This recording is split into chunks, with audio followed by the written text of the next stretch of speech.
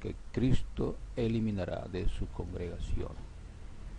No sean llamados rabí, porque uno solo es su maestro, mientras que todos ustedes son hermanos. Tampoco sean llamados caudillo, porque su caudillo es uno, el Cristo. Mateo 23, versículo 8 y 10. Jesús definió su posición entre sus discípulos. Él era el único maestro, él era el único caudillo. Ninguno de sus discípulos podría quitarle jamás esa posición. Los apóstoles y ancianos de Jerusalén.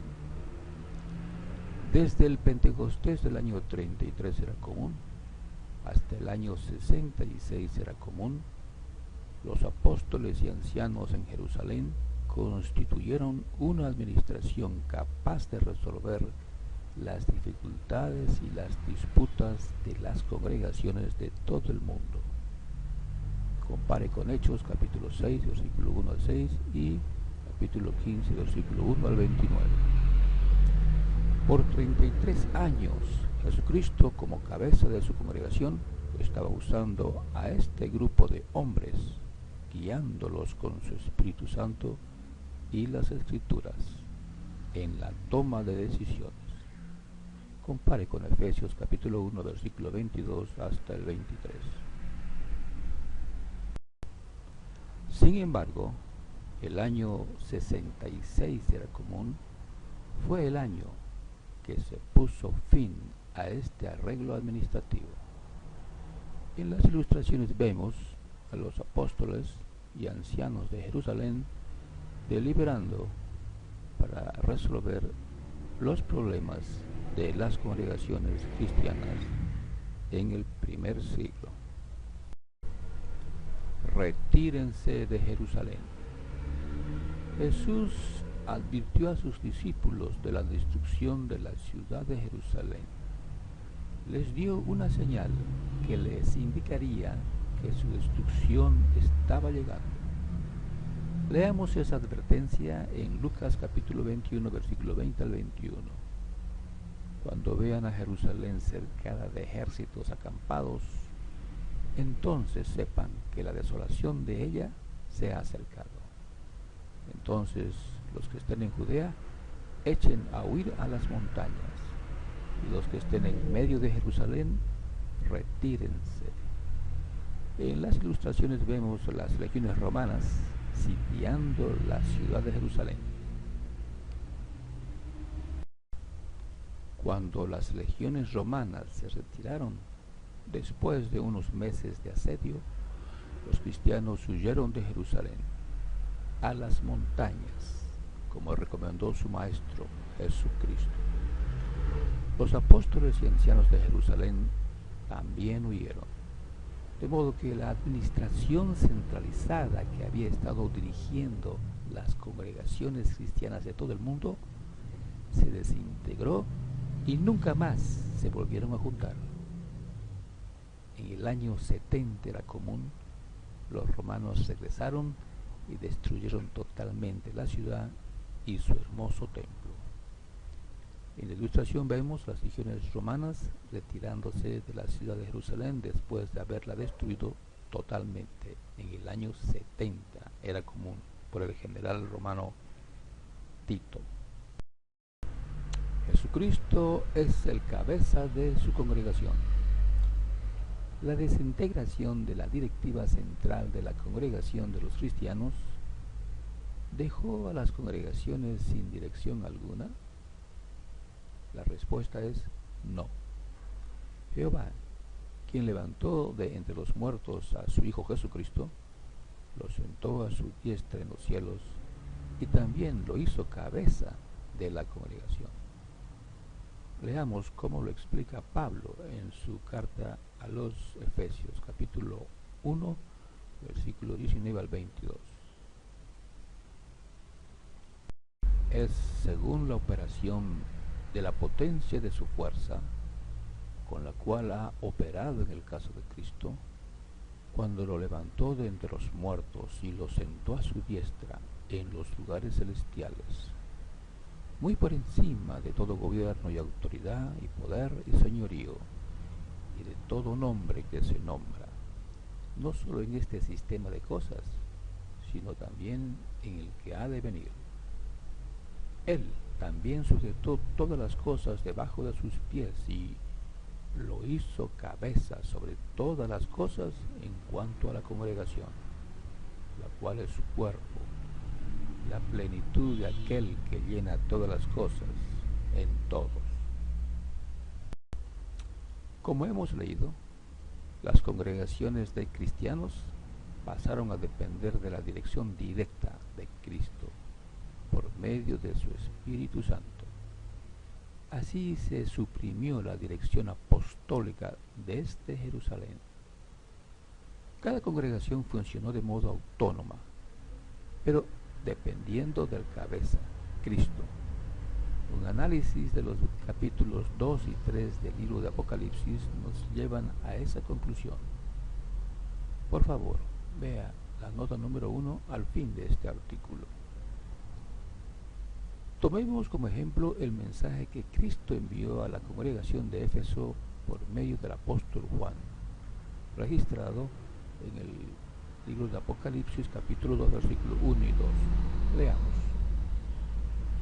Al ángel de la congregación que está en Éfeso escribe: estas son las cosas que dice el que tiene las 7 estrellas en su mano derecha, el que anda en medio de los 7 candelabros de oro. Conozco tus hechos y tu labor y aguante, y que pusiste a prueba a los que dicen ser apóstoles, pero no lo son, y los hallaste mentirosos. Revelación capítulo 2 versículo 1 y 2. Mensaje recibido por el apóstol Juan. La eficaz dirección de Cristo. Por 3 siglos este sistema funcionó eficazmente. Para finales del segundo siglo había congregaciones cristianas en la India, China, Rusia, Persia y otras naciones muy distantes. Por favor, vea la nota número 2 al fin de este artículo. Cada congregación funcionó con la colaboración de un cuerpo de ancianos. El cuerpo de ancianos debería entender su posición. Como dijo Pablo a los Corintios, no que seamos amos sobre la fe de ustedes, sino que somos colaboradores para su gozo, porque es por su fe que están firmes. 2 Corintios 1:24. Compare con lo que dijo el apóstol Pedro en su primera carta, capítulo 5, versículos 2 al 3. La presencia del desaforado. Sin embargo, Satanás estaba trabajando para tomar el control de todas las congregaciones cristianas del mundo. Algunos ancianos cristianos que habían sido nombrados para pastorear las congregaciones comenzaron a enseñar cosas que Cristo o sus apóstoles no habían enseñado. Mezclaron las enseñanzas cristianas con la filosofía griega y las religiones paganas. Además, se convirtieron en amos sobre la fe de sus hermanos cristianos. Obligaron a los hermanos a poner fe en las doctrinas y los credos que habían inventado. Las palabras de Pablo se estaban cumpliendo. Leamos Hechos de Apóstoles, capítulo 20, versículo 29 al 30. Dice: yo sé que después de mi partida entrarán entre ustedes lobos opresivos, y no tratarán al rebaño con ternura. Y de entre ustedes mismos se levantarán varones y hablarán cosas aviesas para arrastrar a los discípulos tras de sí. La operación de Satanás. Esta clase de líderes cristianos se pusieron al servicio de Satanás. Creyeron que tenían la responsabilidad de estudiar las Escrituras y definir el sentido correcto. Y los hermanos solo tenían que escuchar o estudiar las conclusiones a las que habían llegado. Así quitaron la Biblia a los hermanos, diciéndoles: nosotros se las vamos a interpretar. Llegaron al extremo de prohibir la lectura independiente de la Biblia, por temor a que lleguen a malinterpretar las Escrituras. Las consecuencias de este proceder se ven con claridad hoy, en el siglo XXI. La gente no tiene ningún interés de estudiar o de leer las Escrituras, porque creen que es responsabilidad de los ministros religiosos. Hoy, cientos de millones de personas dicen ser cristianos, pero no han leído toda la Biblia ni una sola vez, y no tienen ningún interés de hacerlo en el futuro. El clero con apoyo político. Para el tercer siglo de nuestra era, los bandos en conflictos entre los que se decían cristianos pusieron en peligro la paz romana del imperio. Las interminables disputas sobre el sentido correcto de las Escrituras se hizo evidente en el Concilio de Nicea en el año 325 era común, convocado por el emperador Constantino. El apoyo político que Constantino dio a una de las partes puso de manifiesto que Satanás había conseguido su objetivo: el control de la congregación cristiana. Jesucristo y su Espíritu Santo ya no tenían nada que hacer en la congregación de esta clase de cristianos. Ahora estaba al mando el desaforado, a quien el Señor Jesús eliminará por el espíritu de su boca y reducirá a nada por la manifestación de su presencia. Dejemos que el apóstol Pablo haga una explicación en detalles de todo este asunto. Leamos la segunda carta de Pablo a los Tesalonicenses, capítulo 2, versículo 1 hasta el 12. Dice: sin embargo, hermanos, tocante a la presencia de nuestro Señor Jesucristo y al ser nosotros reunidos a Él, les solicitamos que no se dejen sacudir prontamente de su razón, ni se dejen excitar tampoco mediante una expresión inspirada, ni mediante un mensaje verbal, ni mediante una carta como si fuera de nosotros, en el sentido de que el día de Jehová esté aquí. Que nadie los seduzca de manera alguna, porque no vendrá a menos que primero venga la apostasía y el hombre del desafuero quede revelado, el hijo de la destrucción. Él está puesto en oposición y se alza a sí mismo sobre todo aquel a quien se llama Dios, o todo objeto de reverencia, de modo que se siente en el templo de Dios y públicamente ostenta ser un Dios.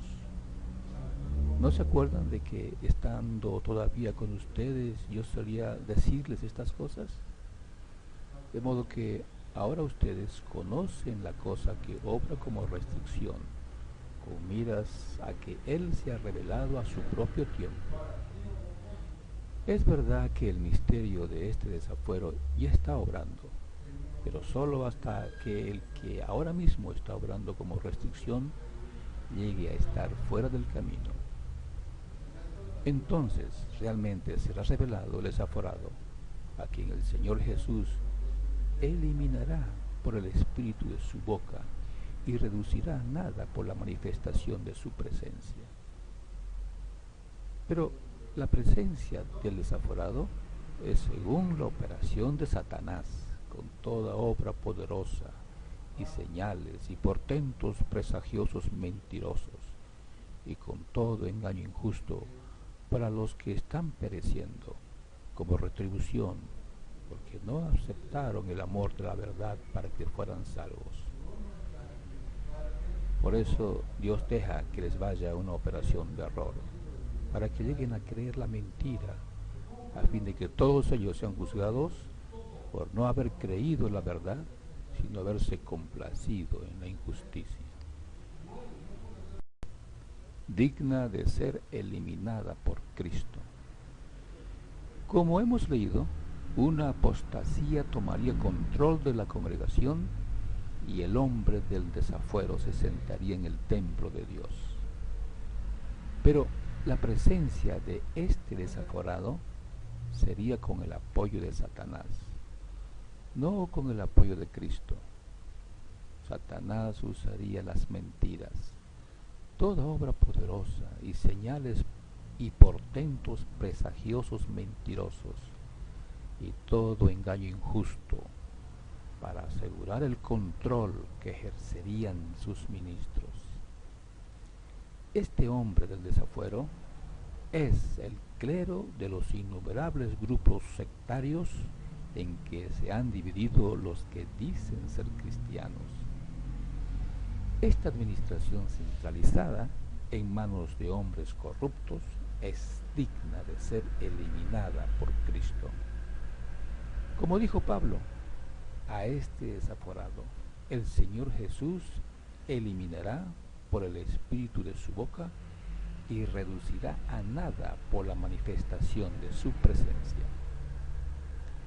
Sin duda esa destrucción será al comienzo de la gran tribulación. Un autoexamen sincero. Al llegar a este punto, es importante hacerse un autoexamen sincero. Pregúntese, ¿me siento libre de estudiar la Biblia de forma independiente?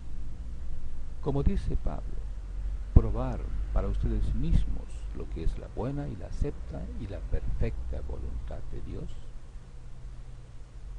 Lea Romanos capítulo 12 y versículo 2. Además, pregúntese, ¿me amenazan con la expulsión si no creo en todo lo que enseña mi iglesia? A menudo se usa el pasaje bíblico de segunda carta de Juan, capítulo 1, versículo 9 al 10, para justificar la expulsión. Leamos el pasaje. Todo el que se adelanta y no permanece en la enseñanza del Cristo, no tiene a Dios. El que sí permanece en esta enseñanza es el que tiene al Padre y también al Hijo. Si alguno viene a ustedes y no trae esta enseñanza, nunca lo reciban en casa ni le digan un saludo, porque el que le dice un saludo es partícipe en sus obras inicuas. El clero interpreta que la enseñanza del Cristo es lo que enseña la iglesia a la que usted asiste. Pero eso no es lo que dice el apóstol Pablo. En segunda carta a los Corintios, capítulo 3, versículo 17, Pablo escribió: donde está el Espíritu de Jehová, hay libertad. Nadie debería sentirse esclavizado a una doctrina humana en la congregación verdadera de Cristo. Los líderes de mi iglesia se autoproclaman la voz de Dios, el único canal que Dios usa. O como dice Pablo, se alzan a sí mismos, insistiendo en que solo a ellos se debe escuchar, porque no hay salvación en ninguna otra religión. ¿Tratan de disuadirlo a que haga alguna investigación bíblica independiente? Recuerde, no es la clase clerical la que trae salvación. Compare con Juan capítulo 14, versículo 6. Y leamos Hechos de Apóstoles, capítulo 4 y versículo 12.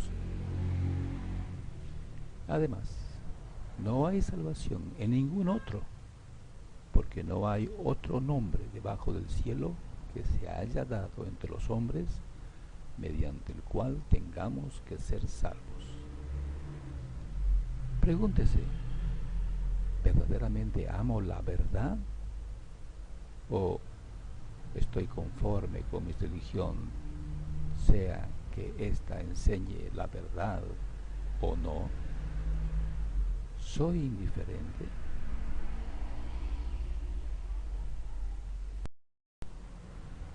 El cristianismo es una relación con Jesucristo. Los discípulos de Jesucristo están unidos a su Maestro por amor y fe en Él. Esa fe los ha conducido a sentir amor a Jesucristo y obedecer sus enseñanzas. Leamos Juan capítulo 14, versículo 1 y 15. No se les perturbe el corazón. Ejerzan fe en Dios. Ejerzan fe también en mí. Si ustedes me aman, observarán mis mandamientos. No es la obediencia ciega a una religión lo que nos llevará a conseguir la vida eterna. No es el hombre del desafuero, el clero, el que los llevará a la vida eterna. En las ilustraciones tenemos algunos ejemplos de clero: clero evangélico, clero testigo de Jehová, clero mormón, clero católico. Fin del artículo. A continuación les invitamos a leer las notas. Nota número 1. Al leer los capítulos 2 y 3 del libro de Apocalipsis, descubrimos que es Cristo quien dirige a todas las congregaciones. Por eso se dice que A. Anda en medio de los 7 candelabros de oro. Los candelabros representan las congregaciones. Eso se explica en Revelación 1:20. B. Jesucristo dice: todas las congregaciones sabrán que yo soy el que escudriña los riñones y corazones. Y a ustedes les daré individualmente según sus hechos. No es ningún hombre o grupo de hombres que ha delegado ese trabajo. Revelación 2:23. C. A las 7 congregaciones se les da esta exhortación: el que tenga oído, oiga lo que el Espíritu le dice a las congregaciones. Es obvio que el Espíritu Santo está ayudando a cada miembro de la congregación. D. Los ángeles al mando de Jesucristo están cooperando con Cristo, pues son enviados para servir a favor de los que van a heredar la salvación. Y por eso los mensajes se dirigen principalmente a ellos y no a los cuerpos de ancianos de las congregaciones. Compare con Revelación capítulo 2 y estos versículos que estamos señalando, y Hebreos capítulo 1 versículo 14.